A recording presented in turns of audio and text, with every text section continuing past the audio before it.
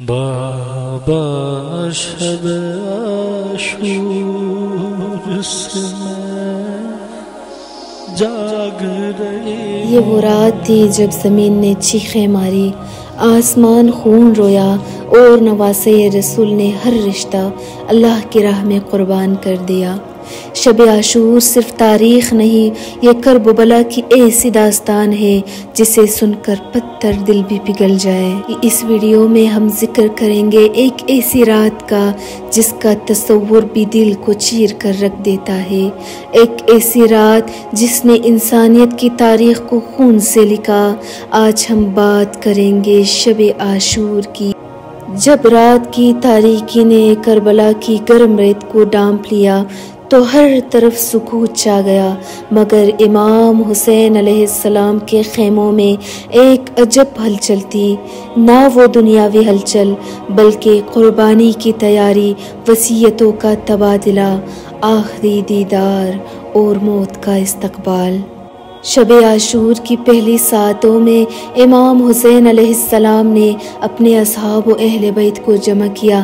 فرمایا، جو جانا چاہتا ہے جا سکتا ہے، دشمن صرف مجھے چاہتا ہے. مگر قربان جائے ان جانثاروں پر کسی نے پیٹھ نہیں دکھائی، بلکہ ایک ایک نے کھڑے ہو کر کہا، مولا ہمیں 1000 بار جلایا جائے، کاٹا جائے، تب بھی آپ کا ساتھ نہ چھوڑیں گے. دوسری طرف بی بی رباب اپنے 6 ماہ کے علی اصغر کو سینے سے لگائے پانی کے قطرے کو ترس رہی تھی.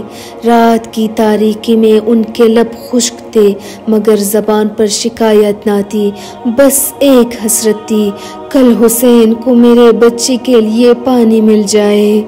عباس جنہیں لشکر کا علم تامنا تھا، شب عاشور وہ امام حسین علیہ السلام کے ساتھ ہر خیمے کا پہرہ دے رہے تھے، بیویوں کو تسلی دیتے، بچوں کو دلاسا دیتے اور حسین سے صرف ایک ہی خواہش کرتے، مولا کل مجھے پہلے جانے کی اجازت دیجیے، میں اپنے بازو حسین پر قربان کرنا چاہتا ہوں. اور دوسرے خیمے میں جب بی بی زینب نے سکینہ کو تپک کر سلایا تو اس کی آنکھوں سے آنسو تمنے کا نام ہی نہیں لیتے تھے. سکینہ بار بار پوچھتی، پھوپھی کل بابا مجھے کہانی سنائیں گے نا؟ اور زینب خاموش رہ جاتی. کیسے کہتی کہ کل کی رات کہانیوں کی نہیں قیادت کی رات ہے. شب عاشور کا آخری پہر آیا، سجدوں کی صدائیں بلند ہوئی، حسین نے قرآن کھولا، آسمان کی طرف ہاتھ بلند کیے اور کہا، یا پروردگار تو جانتا ہے کہ ہم نے تیرے دین کی سربلندی کے لیے سب قربان کر دیا. یہ وہ سجدہ تھا جس میں عشق، آنسو، شہادت اور رضا سب شامل تھے. عاشور کے رات کے پچھلے پہر یزید پلید کا لشکر خیموں کے ارد گرد آ کر شور مچانے لگا، مگر حسین اور ان کے اصحاب اس شور سے بے نیاز اللہ کے حضور عبادت میں مشغول تھے، جیسے کہ انہیں موت کا نہیں دیدار کا انتظار تھا. جیسے ہی صبح عاشور کا اجالا نمودار ہوا، اندھیرا دلوں میں بڑھتا گیا. شب عاشور ختم ہوئی اور کربلا کی زمین عاشور کے دن کو خوش آمدید کہنے لگی، جس میں ہر خیمے سے لا الہ الا اللہ کی صدائیں آئی اور ہر دل سے صرف ایک نام نکلا، یا ابا عبداللہ الحسین. عزادارو، عاشور کی رات تاریخ کے ورق پلٹنے کے لیے نہیں بلکہ دل سے سوال اٹھانے کے لیے اور روح سے جواب لینے کے لیے ہے، اور اسی طرح آنکھوں سے اشک بہانے کے لیے. شب عاشور کیا صرف کربلا کے میدان کا نام ہے؟ نہیں، یہ صرف ایک رات نہیں، یہ قربانی کا دریا ہے. یہ وہ رات ہے جب آسمان بھی سجدے میں گیا، جب فرشتے لرز اٹھے، جب بیبیاں خیموں میں اپنی اولادوں کو آخری بار سینے سے لگا رہی تھی. کبھی اصغر کے رونے کی صدائیں، کبھی زینب کے آنسو، کبھی سکینہ کا سوال، بابا کل ہمیں پانی ملے گا؟ کبھی عباس کی للکار اور کبھی حسین کی خاموشی جو پوری کائنات سے زیادہ بول رہی تھی. اب سوال یہ ہے کہ کیا شب عاشور میں کوئی خوش تھا؟ ہاں خوش تھے، لیکن یزید کے لشکر والے۔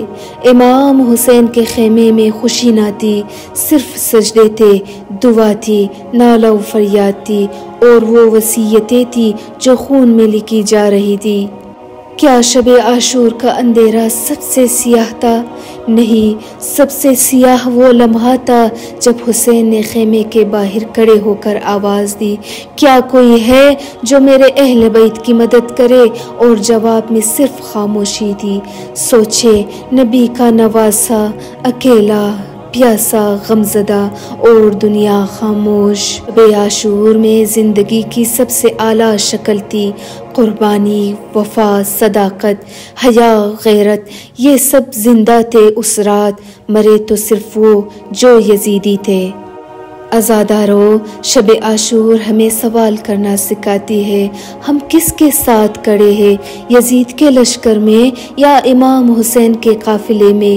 یہ رات ہمیں جھنجھوڑتی ہے کہ ہم بھی اپنے دل میں کربلا برپا کریں، باطل کے خلاف کھڑے ہو اور حق کی راہ میں اپنا سب کچھ قربان کرنے کا جذبہ پالے۔ یاد رکھو، کربلا ختم نہیں ہوئی، شب عاشور بار بار آتی ہے ہر اس دل میں جو حق کو پہچانتا ہے اور حسین کو اپنا امام جانتا ہے۔ لبیک یا حسین، لبیک یا زینب، لبیک یا مہدی۔